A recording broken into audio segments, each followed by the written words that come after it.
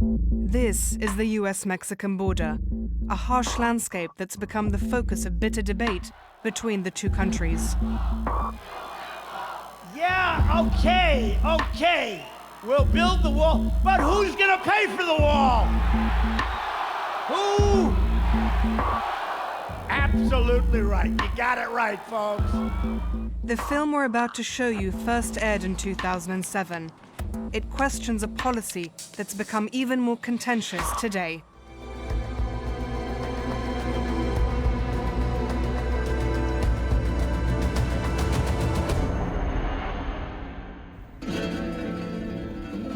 The Sonoran Desert in the south of the United States. A harsh, hot, and unforgiving landscape straddling the border with Mexico. A natural barrier, not so much a protective wall, but a regional belt dividing the bodies of two nations. Thousands of illegal migrants cross into this area of Arizona every year. To them, it represents a gateway to a better life. In reality, it's often a gauntlet of death from which they may never return. Crossing the desert to avoid these steel and concrete walls which mark the border in urban areas. When we're on a main road like this, we look for people, anybody out here, they could be standing on the side of the road if they have made it this far and need help. Atención médica, aquí está uno, doctora. Llámanos si necesitan algo. Volunteer KATHRYN Ferguson and physician NORMA Price are Samaritans, rescuing those who are in desperate need of help, illegals who've been physically and mentally defeated by the deadly conditions.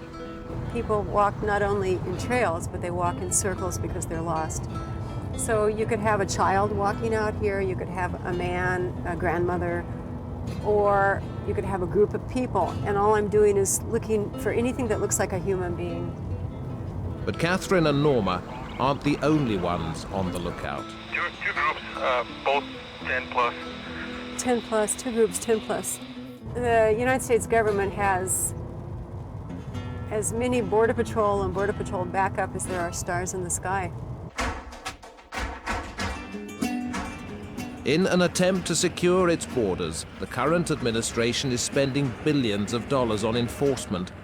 Money many argue is doing little to stop the human traffic, merely rerouting it. Since they've closed the ports, it forces people out into this arid desert, and people are dying. So it is supposed to send a message back to the villages in Mexico that if you come here, you'll die out in the desert. It's a policy of death. They really don't know what they're facing. I mean, they don't know how hot and dry it is. Most of them, if they haven't been here before, they don't know about the desert. And we see women in high heel shoes or wedge shoes, and they'll have one bottle of water. And in this environment that is so hot and dry and desolate, they need, if they have any degree of heat exhaustion or heat illness, they need to be taken to the hospital immediately. And the heat literally just cooks the organs, the brain, the heart, the kidneys. We see a lot of pregnant women, and that also increases the risk that they'll get into trouble. The worst, saddest of all, of course, is the children. And we see situations where children die. But for those making the passage, it's a terrible choice. A gamble, really. Face death and avoid capture, or seek help, even if that means deportation. Hola, señor! Hola, señor! Ahead in the distance, emerging from the scrub, stands a solitary figure. His decision has been made. Paying with his life is too high a price for passage to the promised land. ¿Necesitan agua y comida? Buenos días, señor. ¿Cómo está? Me llamo Catalina. Gracias. Somos samaritanos. Somos de la iglesia cerca de Oaxaca. Frightened, disorientated, and exhausted, his story is like so many others, left behind when he couldn't keep up with the group. ¿Cuántas personas fueron en el grupo? 25. 25. Se quedaron 3, como 2 días fue, hasta acá aguanté. ¿Y por qué viene aquí a los Estados Unidos? Porque debo bastante dinero a México, mi país, y quiero pagar por eso. ¿Y cuántos días está aquí solo? 5 días con hoy. Que era difícil, pero que había que probar, porque si uno no prueba nunca sabe cuál es la realidad. Como no solo te cuentan, no, ahí se pasa fácil, o ahí no se puede, entonces hay que mejor venir a probar para ver. El primer día fue bonito porque salimos de noche, solo caminó de noche, no había mucha espina. Ya el segundo día hay mucha espina, mucho frío, empezó a llover, bien mojado, el pantalón ya se mojó como 6, 8 veces, como ha estado lloviendo todas las noches, y se moja y se vuelve a secar. Ajá, fue difícil. Esta camisa era nueva, ya está toda rota, vieja. Pero Dios sabe la verdad. ¿Pensó de tu familia? Mucho. ¿Y de qué? Que ya sabían que me había quedado y que saber que... The Samaritans present him with his options, but his face betrays the answer. ¿Qué es su sentido? Regresar a México. Sí. It's off of 286. US law means the Samaritans can do nothing but call the Border Patrol. Placing an illegal in their own car would mean a possible jail sentence. Anybody that gives them a ride will be arrested if they're caught. We can't do that. They could spend 5 years in prison for transporting an illegal alien and 10 years for conspiring against the United States government.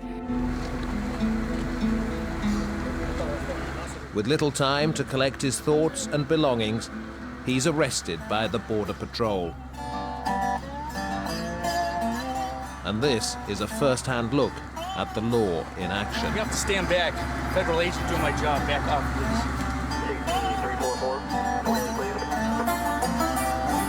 I apologize for America. There are really nice Americans here. Those guys were not nice. But if the authorities appear to be taking a hard line, there's a reason for their lack of hospitality. The truth is, many who attempt to cross illegally will do so again and again until they succeed. And that means zero tolerance. Senor, my life is in danger. I prefer you shut that off on me. Okay? Because you put it on the web. Okay? They have warned you.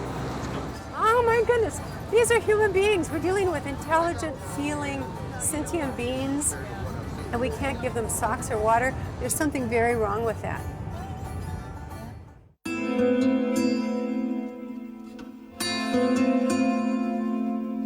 We have a schizophrenic sign at the border. We have this big sign that says, keep out. And at the same time, metaphorically, we have the sign that says, help wanted. There's a tremendous lure of jobs. We have significant sectors in the economy that need large numbers of low-skilled workers that we're not producing in the native-born population. And there are no legal channels for those workers to come in. And therefore, the only way those workers can enter in large numbers is illegally. Judith GANS is an academic and an immigration expert. She knows the statistics speak for themselves. Since 2000, people have been entering at the rate of about 850,000 a year. There are currently an estimated 12 million people in the country illegally, and that's a huge number. But the other thing that's happening is that immigrants are going to what we call non-traditional states. Communities all over the country are suddenly waking up to find large foreign-born populations in their midst, in their schools, and it seemed like it happened overnight, and people are sort of saying, wait a minute, what's going on? And there's a feeling that the system's out of control, which in fact it is. I mean, there are serious problems with our immigration system. A series of fences dotted along the 3,000-kilometer border between the United States and Mexico were designed to stem the flow of illegal movement in urban areas. Based on current estimates, the system is a failure. The walls have not been an effective deterrent. They've changed the way and the costs involved in getting in. At the time that the fence was put up in California, the assumption was that the desert was too difficult an environment and that the desert itself would be an effective wall and people wouldn't come in through the desert. And that has turned out to be false. People have come in through the desert, and as you know, a lot of people have died trying to cross. Despite this, the walls will continue to go up, with President Bush signing off on the Secure Fence Act in 2006, approving the construction of a wall stretching 1,000 kilometers. On the other side of the fence, the lure of the American dollar appeals to both citizens and the Mexican government alike. Mexico benefits tremendously by having its workers here. Remittances, money being sent home by Mexican citizens working in the United States to their families in Mexico. It's the second largest source of foreign currency in Mexico. It lessens the social pressure within the country. So Mexico, in a real way, doesn't have a huge incentive to stop this. Though for Dora Rosas, all she can see is a separation barrier which has divided her family. Él se animó para irse para Estados Unidos porque aquí no, pues no, el trabajo pues le pagaban muy poquito. Y luego que se comenzó a hacer mono de yeso para vender, pues también la venta es muy baja, la gente no... But without legal status, Juan cannot move between the two countries. So for the past 14 years, he hasn't seen his family in Mexico. Más que el dinero, más que todo, como yo siempre lo he manejado con mi esposo y mi niña, estamos en una barca y si no remamos juntos no vamos a salir. Si uno de ellos se baja o se sale, nos hundimos todos. Es lo mismo si la familia si el papá se va al otro lado y él según está mandándonos para acá. It's a sacrifice millions have been willing to make, and a path many more seem certain to follow. Mexico, a country of more than 100 million people, but where more than 40% live below the poverty line. For so many, that poverty line ends here, at the border with the United States. On the other side stands opportunity, employment, and dreams of earning a higher wage. But standing in their way are groups such as this.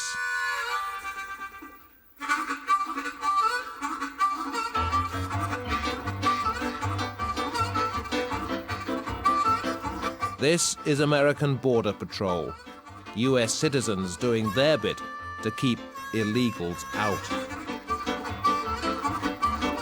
The organization is led by Glenn Spencer. His Arizona ranch sits directly on the border. Thanks to Glenn, anyone can patrol it via the internet. This is one of American Border Patrol's remotely operated border cams. This camera is wireless and operated by solar power.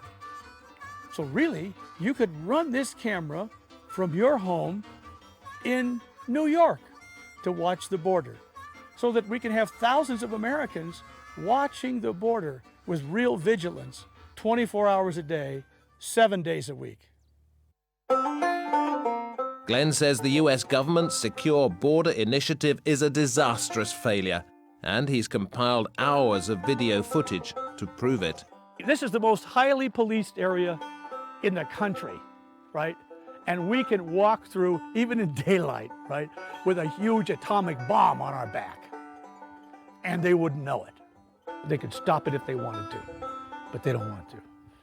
I will bet you there are at least 60 illegal aliens holed up, moving through the river, in the washes, right now. You have to understand, this goes on for 1,500 miles of the United States border, all along here. Now, people say, well, I don't see anybody. Well, they don't want to be seen.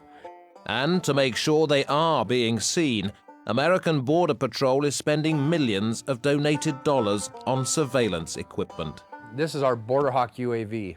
UAV stands for unmanned aerial vehicle. And basically, it's not a lot different than a remote control airplane, except this has a computer inside of it. It flies by itself. And underneath, right down here, This is our little pan and tilt system here. This is one we designed and had built for us, and this allows us to look around 360 and interrogate a target, as it would be called, where you can look at something and stay on it as the plane's moving. A former military man, Mike King knows how to catch the enemy. So when the Federal Aviation Authority stopped him flying unmanned aircraft, he simply changed tactics. Plan B was to buy a real airplane, and so we did. We purchased a Cessna Tu-206, and but we get a lot of video that way. It's been an extremely effective tool for us to gather intelligence on what's happening on the border. Once you train your eye to see into the bushes, you start picking them out pretty easily as you fly along the border, especially on the south side as they're staging. They're aspiring illegal aliens at that point. There's a lot of it. You don't see it because they don't want to be seen, but they're everywhere. When we first got our thermal camera and put it on the house, and I turned it on, I swung it into the south, just looking into Mexico, there were people down there. And the next day there were people down there, and the next day there were people down there. And that every night I was catching groups of 20, 30 walking just west of the property here. For like 3 weeks straight, in 3 weeks I caught like 500 people. I don't pretend like I'm not involved. You know, my conscience won't allow me. I see it happening, you're not getting into my country today. And I call the Border Patrol. So let them deal with it. We don't go out and tackle anybody. This all may seem a little excessive, obsessive, or even slightly mad. But considering that more than $3 billion is being spent on border security, Glenn showed Al Jazeera exactly where that money isn't going. We're approaching now the international border between the United States and Mexico. I'm now going to step into Mexico, and here we are.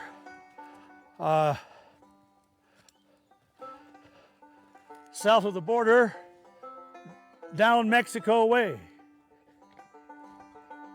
This is the first line of defense for the United States against an invasion from the rest of the world. It may stop some, but not many. Look how much money we're spending on defending the borders of Iraq. And our borders are wide open. And the government knows it. They're wide open to drugs, terrorists, and we've proven that. And they know it. But we're being sacrificed on the altar of globalism. They no longer believe in the nation state. They want to merge Mexico, the United States, and Canada together. And if a few thousand people are sacrificed in the process, that's just the price of doing business. For many who have tried to cross and failed, they rest, receive medical treatment for cuts and blisters, and then get ready to do it all again. And here in Nogales, in Mexico, people smuggling is big business. Por persona, pues aquí los precios que andan entre $1,500 y $2,000. Hasta allá, hasta Phoenix. This man is a coyote. He won't show his face because he imports goods from the United States. But it's human exportation and exploitation where the real money is. El coyote hace el acuerdo aquí con la gente. Ejemplo, si viene una esposa y 2 niños hablan con el papá ya, y él se hace responsable de que llegue la gente y ya se lo paguen. Pero mientras en el trayecto de aquí para allá, ¿qué puede suceder? Puede suceder muchas cosas, se puede voltear el carro. But therein lies the irony of the situation. The legal route into the US is fraught with as many obstacles as a trek through the desert. Regardless of one's political allegiance, regardless of whether someone's an activist or a humanitarian, you can't turn away from those in need. I'll hear people say, well, I like the migrants, I just don't like the illegal migrants, or I like immigrants, just those who come in legally. And I think these people are either extremely naive or stubborn or turning their back on the situation because there's no way these people can come in legally. Though, as the saying goes, do good fences make good neighbors? Many would argue it's merely the symptoms that are being addressed, not the cause. And that is an issue for both sides of the fence. I think it's shameful that a country as rich as Mexico is forcing poor people to come to another country to work. I would suggest that it is shameful that the President of Mexico calls people who go to other countries illegally to work heroes. And I think it's shameful that of both our countries that we can't get together and work out some sort of a sensible policy. Melissa Owens lives with the reality of illegal migration. This is her backyard. It stretches as far as the eye can see. Well, basically, Mexico is about 4.5 miles right over that ridge right there. This is due south. But she's seen enough of the problems and trespassers on her land. I would say we would have at least one group of 15 to 20 people at least every night. Sometimes groups of men, but sometimes women with children in their arms, waking me up. You know, they have no idea what to do, they're lost, they just need help. They've been told by their guides, their coyotes, that it's 6 miles to wherever they're going. They get up to the top of that ridge and this is the view they get. They look out across this valley. Obviously, there's nothing. But within the picturesque landscape, Melissa's ranch resembles a fortified compound, enclosed by razor wire to keep her safe and intruders out. I had some men, I don't know how many it was, attempt to break in my house while I was here, and they were actually kicking in the door. And I was here by myself, and it was not a good experience. I think I'm pretty tough, but I don't particularly want to have that happen again. Alone in such a remote environment, Melissa is prepared to defend herself and her property. When I work away from the house, I wear a small handgun, and I have it on my belt almost all the time. I wear it for protection. I hope to God I never have to use this gun. I don't like having to wear it. It doesn't make me feel powerful or important. But on the other hand, if I am ever in a really bad situation, I want to be able to defend myself.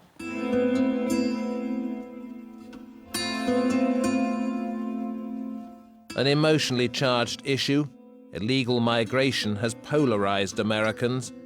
It's an issue debated by politicians thousands of kilometers away in Washington, D.C., but one which affects individuals at the border directly. If I didn't have the greatest respect for Hispanic culture, I sure wouldn't live on the Arizona-Mexico border. I'm not talking about race, I'm not talking about nationality, I'm talking about people who are on my land and in my country illegally.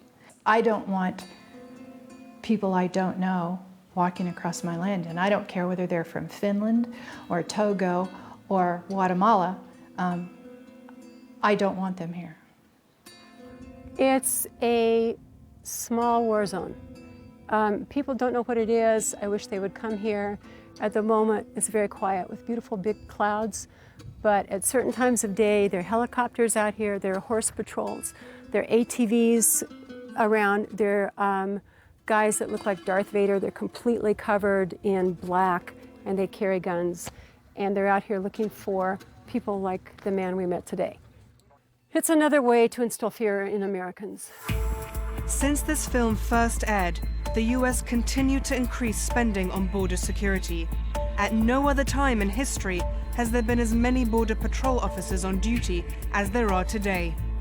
And now the authorities are bracing for a new challenge: children. Since 2014, the number of families and unaccompanied children apprehended at the border keeps skyrocketing. Young people are filling family detention centers, having fled poverty or extreme violence in Central America. Mr. Donald J. Trump! Today, the border issue is taking center stage in US politics, as US President Donald Trump gets serious about one of his biggest campaign promises. We will build the wall, yes. We will build the wall. I will build it.